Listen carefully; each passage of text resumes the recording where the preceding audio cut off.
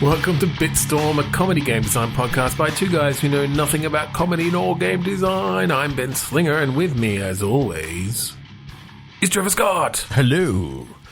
Hello. I wasn't Saint looking Anger at you himself. for a second. I wasn't looking at you, and I'm like, has things paused again because you've stopped?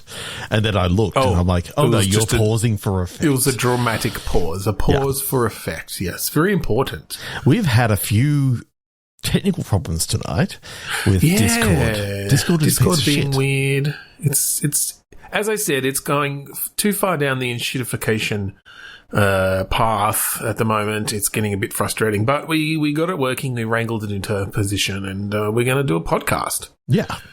So one with space to breathe. Yeah. And dramatic pauses. And real people talking.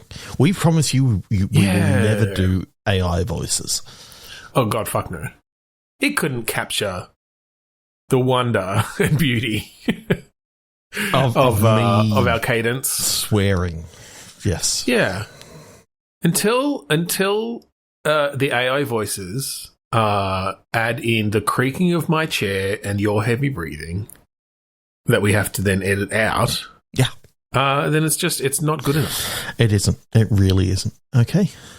So anyway, we're going to play Click Pitch. It's a game where we each have a random word generated in front of us on the count of 3, 2, 1 click. We're each going to get a word, and then we're going to put them together into a game. 3, 2, 1 click. Yeah. Bureau. Victory. Ooh, the Bureau of Victory. That sounds very authoritarian. It does, doesn't it? Yeah, you've got the sort of 1984-esque department, the Ministry of the Victory, the Bureau of Victory. Yeah, okay. The FVU, the FVB, the Federal Victory Bureau. I see this as like the Bureau is... It feels very XCOM, around that thing of protecting the Earth from invaders and that sort of stuff. Yep. So we don't have to go down the alien path. We can actually do like an XCOM sort of thing, but within like either this planet or another planet, and they're just sort of... Yeah. Well, I said more people as a joke, but actually then I just thought there hasn't been that I'm aware of like a side-scrolling, like a side-on kind of tactical game like that. I mean, there probably are some, but I was thinking about like, how could you bring in digging? How could you bring in like tunneling up underneath the enemies? When you said side-scrolling tactical, the only thing that came up into my mind, because it's like turn-based sort of thing, was worms. And people being underneath and all that sort of stuff. And I'm like, okay. Worms, but for now with less fanciful weapons and more, here's what you can see. And...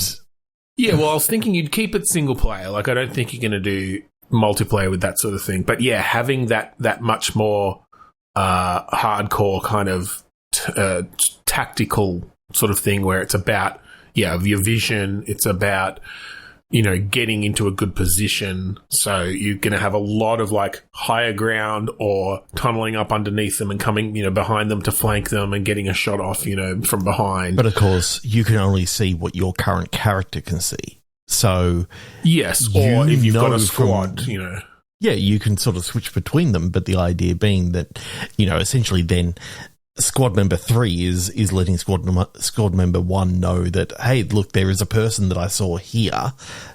So effectively, that they're there, but you're going off basically the last time that you saw them from that. Yeah, well, I think you do something similar to XCOM, the newer XCOMs, where they'll show an enemy in the last place you saw them, even if they're outside of vision. Yeah. But you don't know, like they might have moved. You don't know until they come into your vision again, and then it will like update it to show, or they're not over there anymore. So yeah, I think you do something similar to that with ghost images of them or whatever, indicators of where you last saw them. But yeah, I think there's some cool moves you could do there that are very much around sort of more verticality. And you'd still have cover and stuff. It's like, I can move up here and get behind something that's like half cover and you can shoot around it, right? Like, it's not fully just like grid-based blocking kind of thing.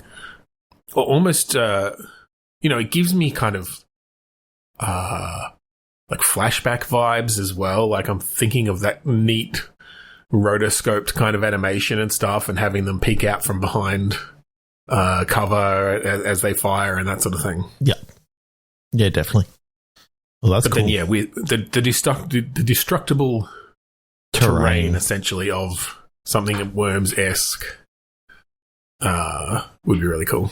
Yeah, and then as we sort of said, mole people, so all the attacks at first are coming up from underneath. So actually, that's cool because you could have different detection methods then too. So you've got some sort of sonar, seismic sort of thing where it's like, oh shit, we know they're nearby. All right, I'm going to take my bonus action this turn or whatever to like use up one of the shots from my seismic device. You just like stab it into the ground. Basically, you get an idea of where they are, and then maybe you've got devices that will like, all right, based on that, I know they're coming towards me. I'm going to put this, digger bomb or whatever that's going to go 3 meters down into the ground and explode. And if you've timed it right, you'll hit them on their way through. It's like the underground depth charge.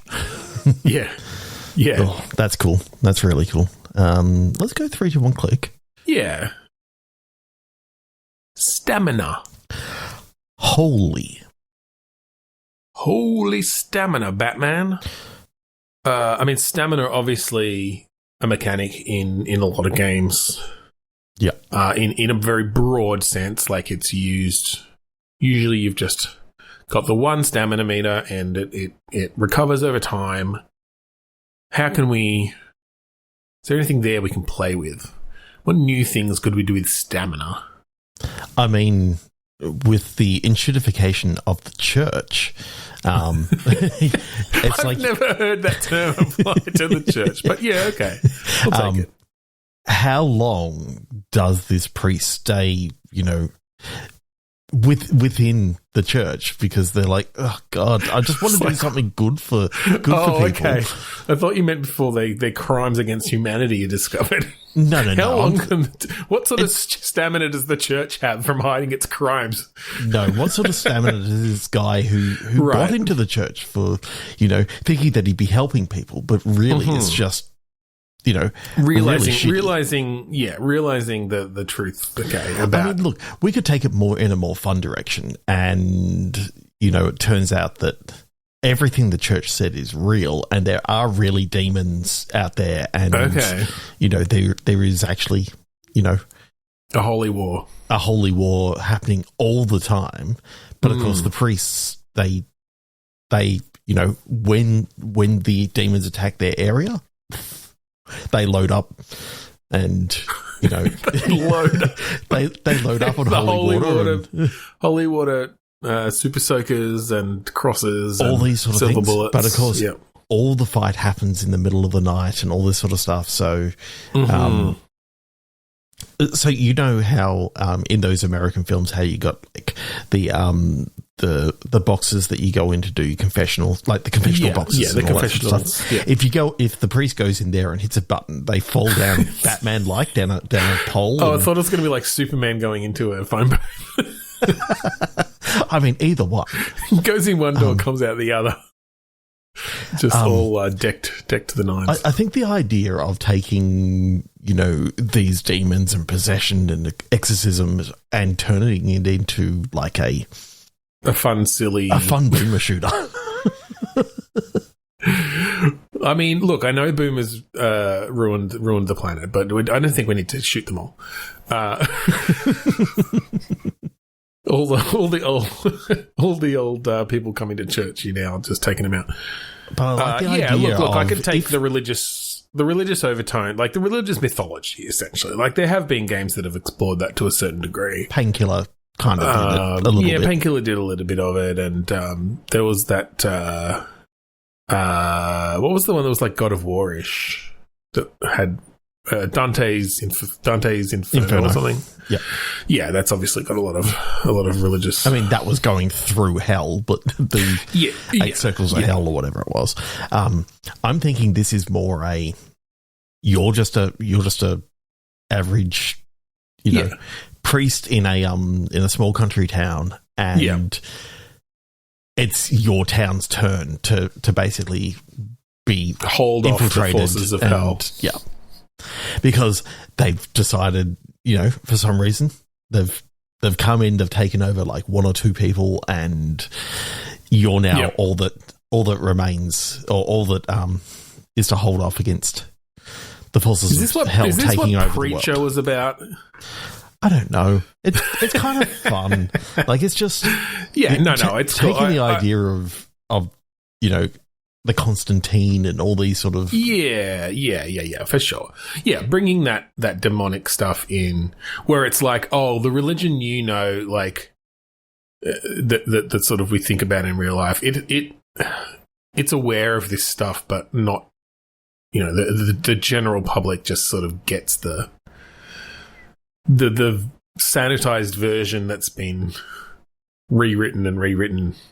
There's only once you get to a certain level in the priesthood or whatever, you learn the truth. Maybe that's it. Maybe you've just got to the level where, your higher up tells you, okay, you've reached the point we tell you now. You're not even at that level, but because your town has now been infested, and like there turns out to be an undiscovered hellmouth in the town. You're higher. You're now. I don't know what the next level is, but like they got killed or something, so you didn't have anyone to let you in on the secret.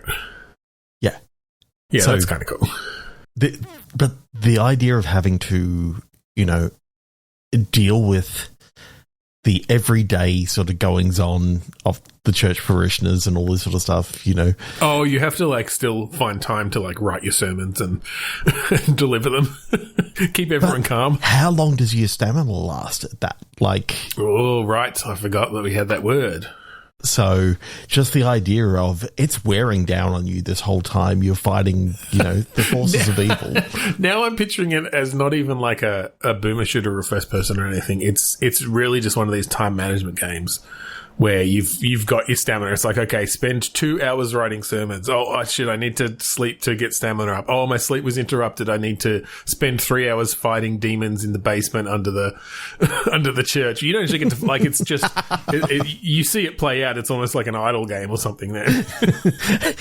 You go down into the church and it's like, in the catacombs underneath, there is a hellmouth.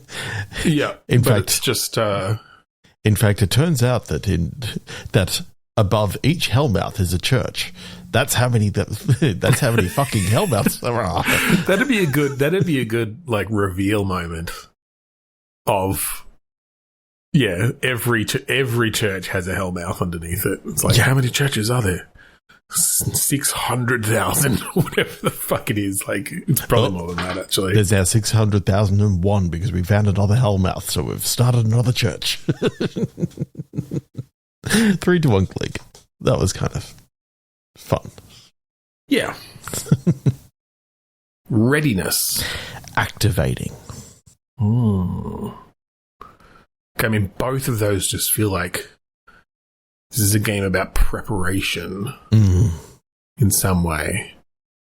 Are you ready? Are you ready to activate? Is it about like an activation phrase? Ooh. You're a sleeper agent. And you've got to be prepared. And now, sleeper agent in the sort of Manchurian Candidate way of you don't even know, or just like, no, your job is to blend it, and you're just waiting for instructions. Yeah. You've embedded yourself. Yeah, okay. Suburbia, all that sort of stuff. I like this as almost a Stardew Valley, like a cozy game in a sense where, okay, you've got your job, you've got your garden, you've got your gun cabinet that you got to clean your guns. You got to make sure they're always ready. You've got to. They're ready. You got to. Do the have your kids trained up and ready to fight. Oh yeah, you've got a whole family.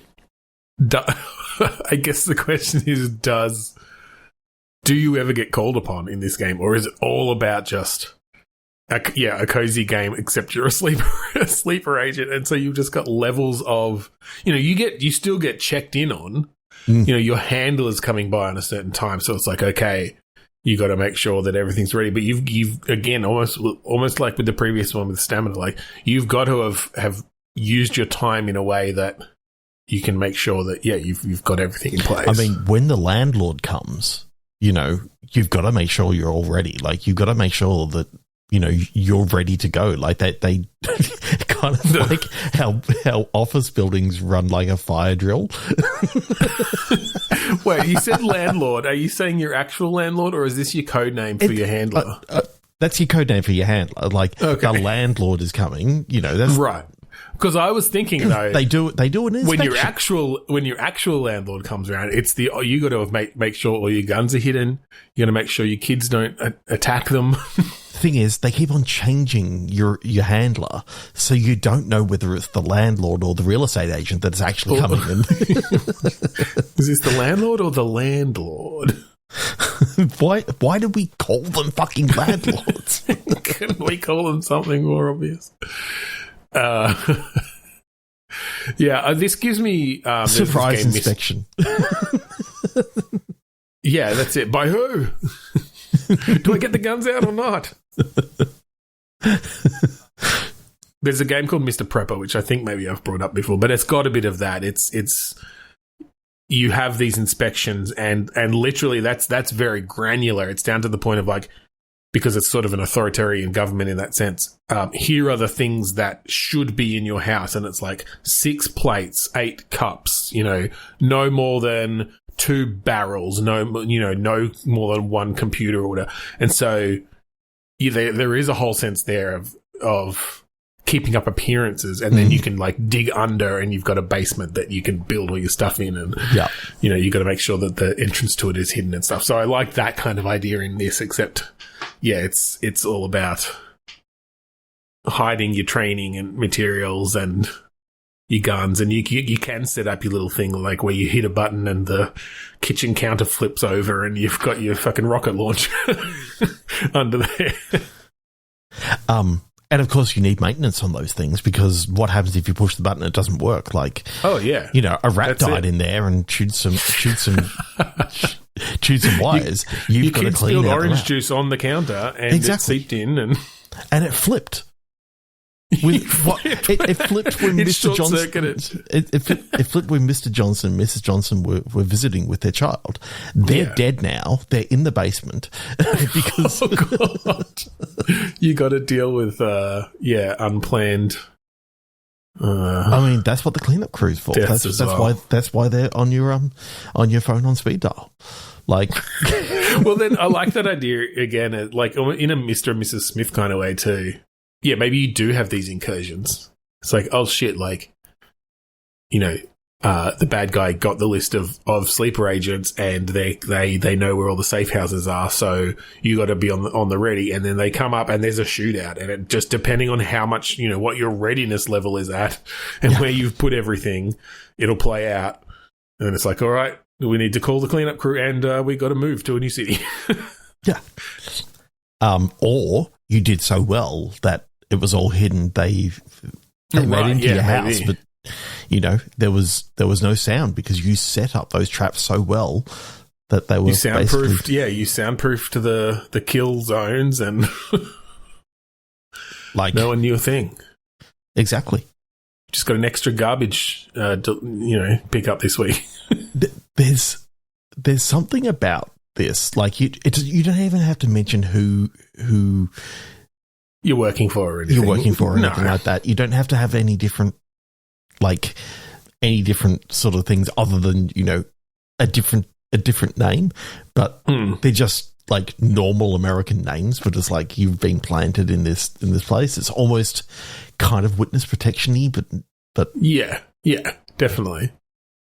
And I mean, you can sort of have some aspects of the cliched, like, oh, I got picked up in college because I was top of my class and they trained me up and pulled me off into this, so I can never go back and see my my real family. Yeah. But I've come to like the partner they put me with for the past 10 years, and we've got a 4-year-old and a 6-year-old. Yeah. So we had to keep up appearances. Yeah. I mean, it's very Mr. and Mrs. Smith. But. It is, but it's also, there is something about this that I've never really heard anyone do a game like this before, where you are playing the sleeper agent. And the thing is, you can always see it work the other side as well, of you're going into a place trying to work out, a la your spy party or something, but you're trying to work out who are the sleeper agents. And that could be a fun sort of multiplayer. Yeah, there was a game like that by Jason someone who did a lot of weird experiments and stuff. I think it was called Castle Doctrine, and it was that was a play on like people breaking into your house, but it was this sort of almost massive multiplayer thing of like you'd set up your house with traps and things, and then you had to go into other people's houses that they'd set up. But yeah, I could see that in a way that's a lot more specific, like narratively almost. Yeah. Maybe it is that like, oh, whoever you're working for, they're sending you out to take out some other agent who's in a similar position, but it's someone else's house that they've set up with all these traps and and different things. That's really good. 3, 2, and click. 3, 2, and click. Orchard. Wed. Oh, okay. I mean, lots of people get married in an orchard. Get married in an orchard. Growing things.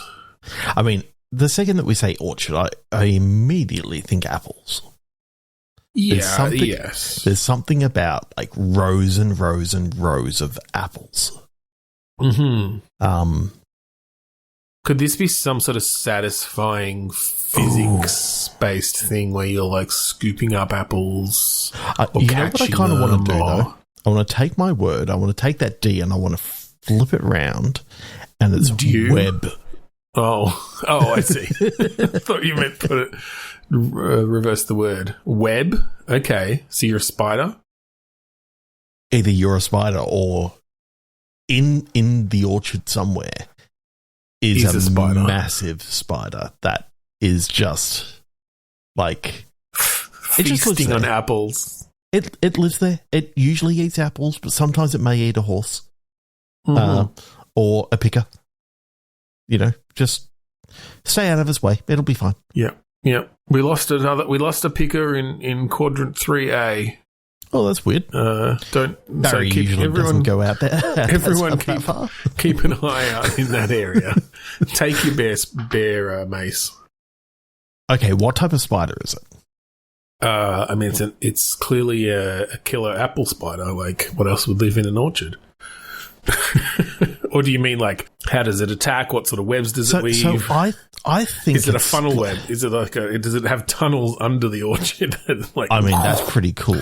I like the idea of it's like a dog-sized spider. So it's not like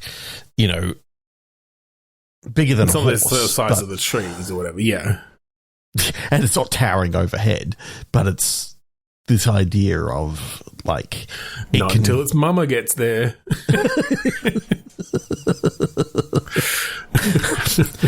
You're going down, it's like, oh shit, it's molted again. You see this massive carcass on the ground, it's like, oh shit, God. It's slightly bigger now.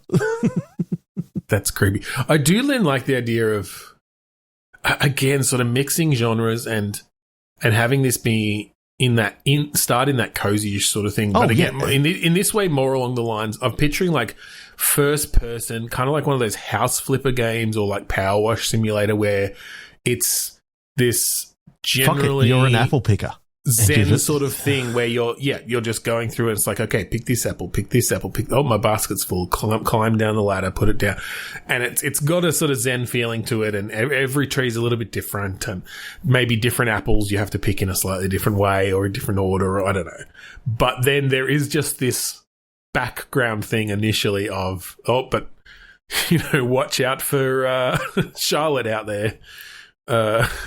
That's what we've nicknamed her, but you got to keep away from her. As always, Charlotte's in charge. Just stay out of her way and you'll be fine. Yeah. She'll usually leave her webs as a warning. Sometimes she writes messages in them. We fed her a pig last week. She seemed to like it. She wrote some pig in her web. The idea of, you know how they put those nettings over fruit trees and all that sort of stuff to try and keep the birds out. Yeah, it's actual fucking web. It's just web. You think it's that? It's like, oh, geez, that must have taken a lot of work.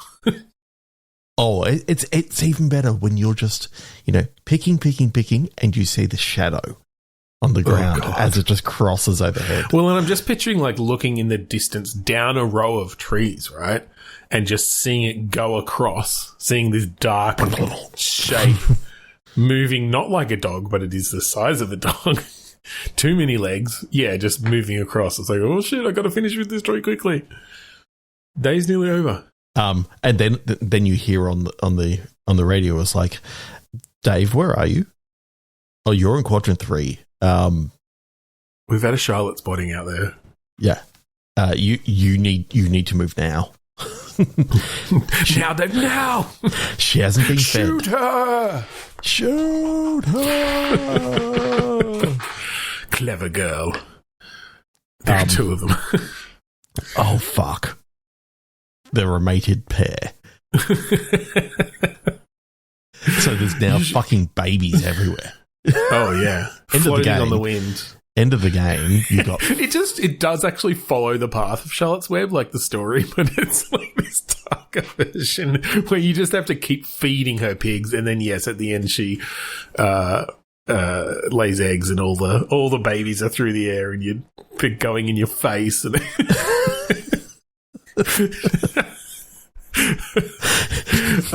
gross. She captures you, puts you into a cave, weaves you into a web, paralyzes you, and lays eggs in your chest. God, in you. So the last vision is just all the spiders bursting out and flying away on their little webs. Yeah, I fucking love it. Fun. 3 times click. And the whole game is called Charlotte's Orchard. Yep. Oh god, that is the most fucking evil game. I so want to see that. Charlotte's Web. That's got to just about be in public domain, doesn't it? That was written the 50s it's got or something. To be close. There's got to be close. It was published in 52, so 75 years is in 2 years' time. All right, 3, 2, 1, click. Yes. One last one. The copyright for Charlotte's Web will expire in 2047. Because now 95 years. Ah, fuck off. God damn it, Disney, you fucks. Well, I know what we're building at 66 years of age. Right, shaving. Blood. They definitely go together as well. They do. Isn't that a Slayer song? Shaving Blood?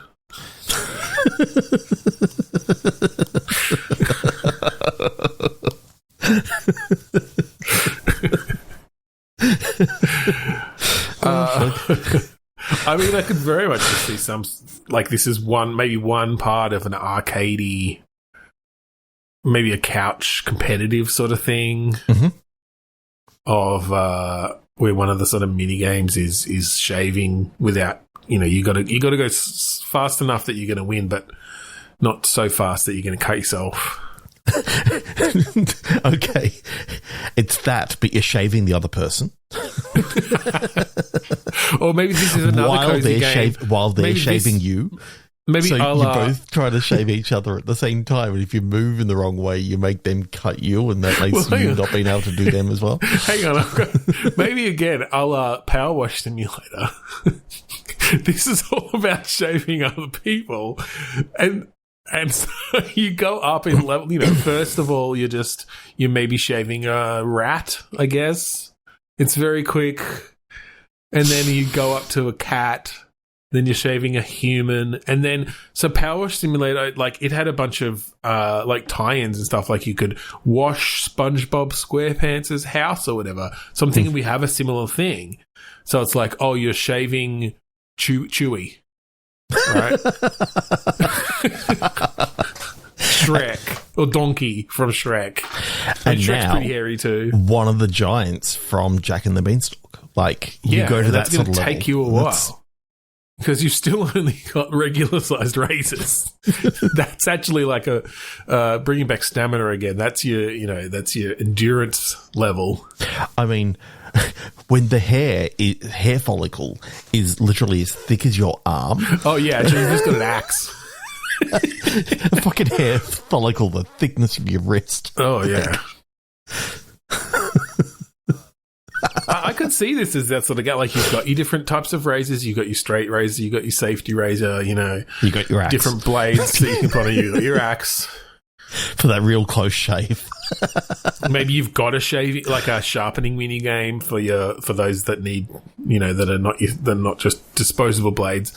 You've got your different shaving creams. That's going to depend on how fast you can go, how smooth a shave you get. You've got to make sure to go against the grain where it's, relevant. And then at the end of it, you always end up with like, now I know what a shaved Wookiee looks like. Like there's a reward. Shaved rat, shaved dog, shaved Wookiee.